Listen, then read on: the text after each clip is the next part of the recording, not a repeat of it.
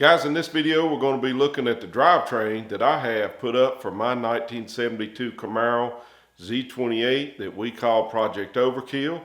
Also, if you're watching this video and you're from Abington, Virginia, or any of the surrounding areas there, please stick around to the end of the video because you may have known of this car back in the early to late 70s. Stick around. Alright, so what we're looking at here is the transmission that I have put up for the car. Now the car came with a Turbo 400 originally, and you know, it is an automatic car, and I have added a few things to it, like this locking dipstick. It kind of gives you the feel of a newer car. I've still got the original one that I took off, but I like that one from Hughes Performance. Also, you can tell I've done some powder coating to some of the brackets. I've powder coated these kind of like an anodized gold, as well as the shifter bracket. I've powder coated it as well. And as you can see, this transmission housing has got some yellowing to it. So originally this housing was blasted, and then I just clear coated it using a clear that I had at that time. But we're going to be revisiting this again. I just don't like the way that the clear has yellowed. Unfortunately, we're probably going to have to paint it, and I'll make a separate video of that. Looking here, it has a CY tag on it, and you can see it says 341. And then that bottom says 72 CY. Now I have always thought of this to be the original transmission that was in the car. However, when I run the numbers on this CY code on the nasty Z28, it says that that was a big block. And I think it was CK for the small block Chevy. And this car being a Z28 was the small block LT1. So this may have not been the original transmission that was in Project OverKill when it left GM. Now here's where things get a little bit crazy. When I first pulled this transmission, and I'll show you a picture of it right here, it looked terrible. But this part, I don't have a picture of this part of the housing because it was facing the wrong way when I took the picture. I was on this side of it. But on the driver's side, this whole section of the housing was missing. And I didn't even realize it until I took it to the transmission shop. And they said, you're going to need another housing. And they actually pointed it out to me that I was missing this whole ear. I didn't want to reuse the original case like that. And I had a couple other Turbo 400s here laying around. So I ended up taking the case from another vehicle and putting all of the components into it. I did transfer the tag just so I could keep up with it, but the VIN number is over here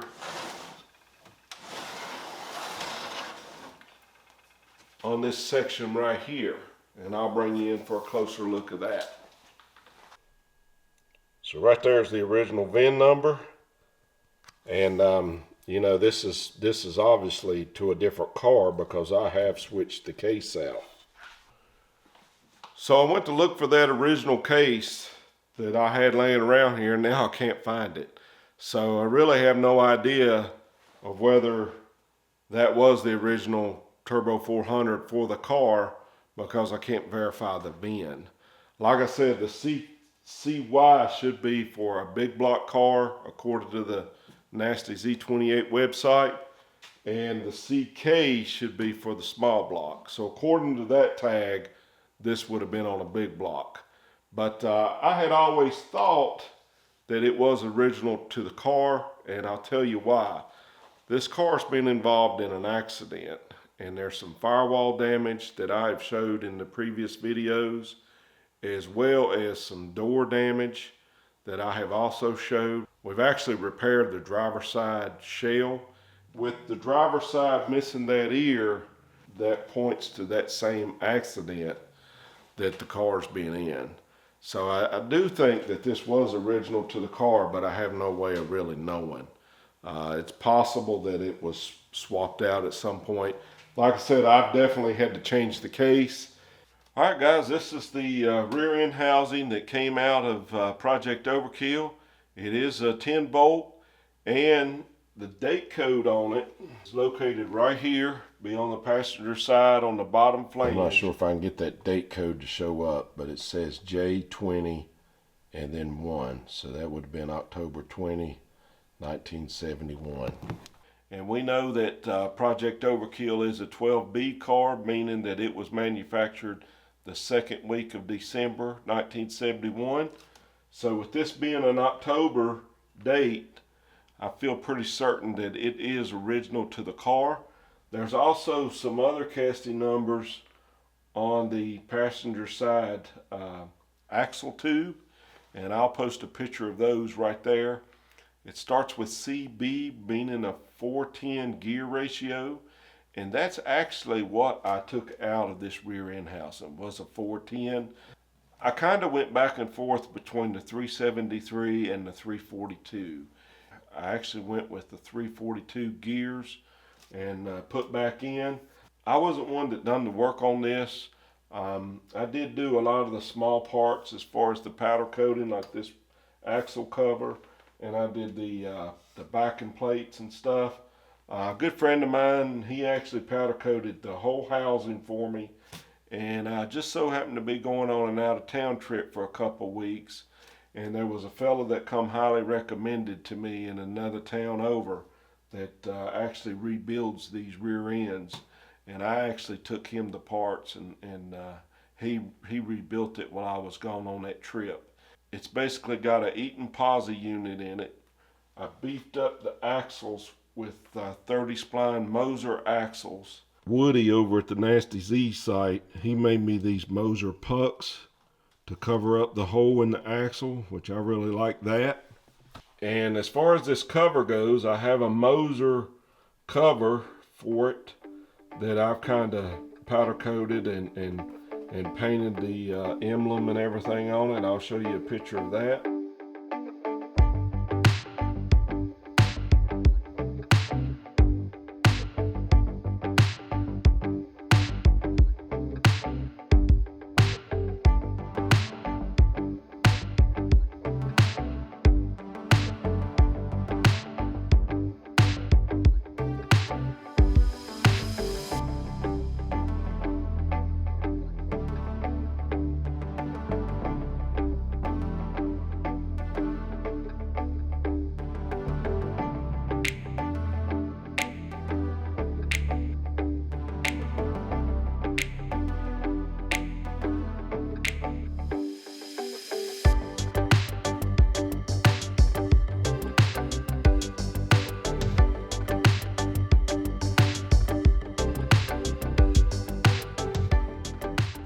All right, let's talk about the original engine.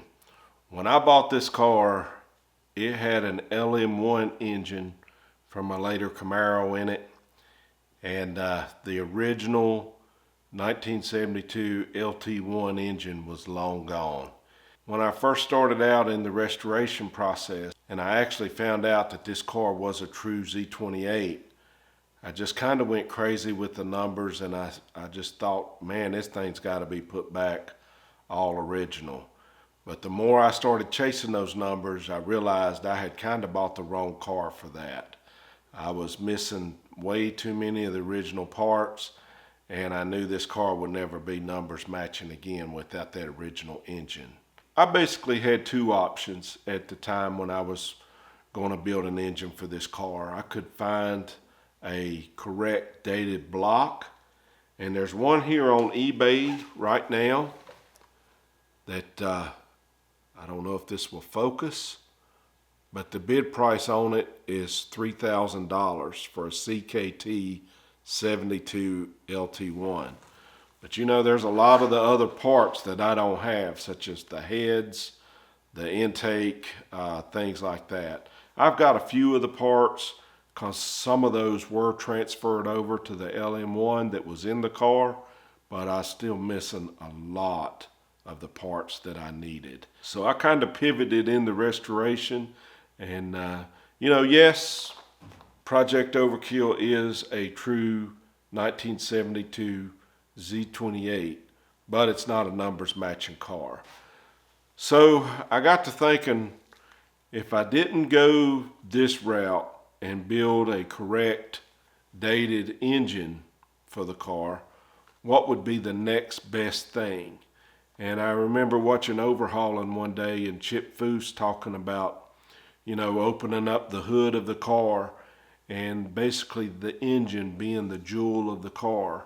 So I decided to build an engine that would be that jewel that Chip was talking about. And at the time, the 572 big blocks was real popular. They were at that time about $12,000, and there's no way I could afford that. So I kind of mimicked that look with the orange valve covers and the orange engine and everything else being polished, and I really liked the way that it turned out. I had the guy that does my powder coating come up with a special blend of powder that was a mixture of Chevy orange and some gold metal flake, and the valve covers just turned out amazing for this engine. And we did the same thing for the air cleaner. I took one of the Chevrolet air cleaners and he powder coated it, and then I went back in with some silver paint and painted the Chevrolet. I really like the way it looks. The thumbnail for this video is the first time that I actually ever saw the engine in the car, and I'll say it was my easiest engine install ever with just a few clicks of the mouse, but I really like the way it looks. You go to these shows and I'm just ate up with the numbers. I love it. You can look at a whole row of 1972 Z28s and different option cars and stuff, and I love that. But my wife is kind of like, you've seen one, you've seen them all. So that's kind of the neat thing with this car. It's not numbers matching, so you can build it the way that you want, and you're not hurting anything. Now, like if I had the Dennis Collins Scuncio Performance Camaro, then we'd be having a different conversation. And maybe one day I'll be lucky enough to own something like that, a true survivor car, and everything will be documented and everything. But I actually bought the wrong car to do that with this car. I did not buy Project OverKill here because it was a true Z28. I bought this car because I wanted it and I wanted to restore it. And I really didn't even know it was a true Z28 till I ran the numbers. And once I ran the numbers and figured out just how rare of a car it was, that's when I wanted to restore it back to original. But ever since we pivoted and we started to build the car the way that I wanted to build it, I'm having a lot more fun with it, to be honest with you. And I want to stick with what GM did with the outside. Basically, my vision for the car, I'm going to show you some pictures of the engine, and you've already seen the transmission and the rear end. Everything else on the outside is going to be original looking. So when you see the car from 10, 20 foot away, you're going to say, man, that's an original 1972 Z28. But when you get up to it, the interior, it's going to have some different seats in it and things like that. And it will have that custom engine. The engine's actually a small block Chevy. It's still the 010 block, the high nickel content block, but it has been bored 30 over with a 383 stroker kit put in it. That was my first time ever building a stroker engine for one of these cars, and I'm not sure I'm a fan of it. They told me wait till you drive it and then you'll be a fan of it. But there's a lot of grinding, a lot of clearance problems with that engine, and you really got to be very careful when grinding that block. You're so close to the water jackets. Actually, all of the rods had to be ground. I'll show you a picture of that because they would hit the camshaft. Heads, I went with the Edelbrock Performer heads, the Edelbrock Performer air gap intake, and I think I even went with an Edelbrock water pump. and all of that has the EnduroShine coating on it. It really does look spectacular in the engine bay. And I can't wait to see it come to life. And I hope you guys like what we're doing here with the car. And if you do, please consider subscribing. That motivates me to get out here and work on this thing and get content out for you guys as well. So when it comes to this 72 Z28, I can trace the history of it all the way back to 1988. The man that basically had the car before me, he bought it in Blacksburg, Virginia from a small car lot called Special Interest Cars. And this particular car came out of Abington, Virginia. Now, it was a white striped Elite Z28, so it would have been antique white with no black stripes on it. It also has the 11 code for the interior, so it also has a white interior as well. Now that's kind of a weird combo, white on white Z28. So if you're from Abington, Virginia, you may have known of this car back in the day. I was told that it spent a lot of time on the drag strip, and also that evidence of the accident on the driver's side. You may know something about that as well. Definitely took a hard hit on the firewall, the door. We know that transmission ear was broken off of the original transmission case. All that points to a pretty serious accident. If you have any information on the history of this car, if you're from Abington, Virginia, please reach out in the comments section and let me know. I would love to find out some history on it, maybe the history of that accident. So guys, we got a lot of videos coming down the line for you. We've still got all our Project Sally videos of my daughter Sam and I working on her 2010 Mustang. We've got a video on our 81 Camaro Project Fast Times. We're actually finishing up the taillights on that car. And then from there, we'll be strictly on Project OverKill. We want to finish up our doors and then start the next phase of the restoration. I'm going to do my best to put out a video every other week for you guys. Typically, we've been releasing on Sunday, and thinking about moving that to Saturday. I'm just not sure yet. I think it would be better early Saturday. That way you guys would have all weekend to view it. We've got a lot of interesting stuff happening, and want you to be a part of it. Remember to hit that bell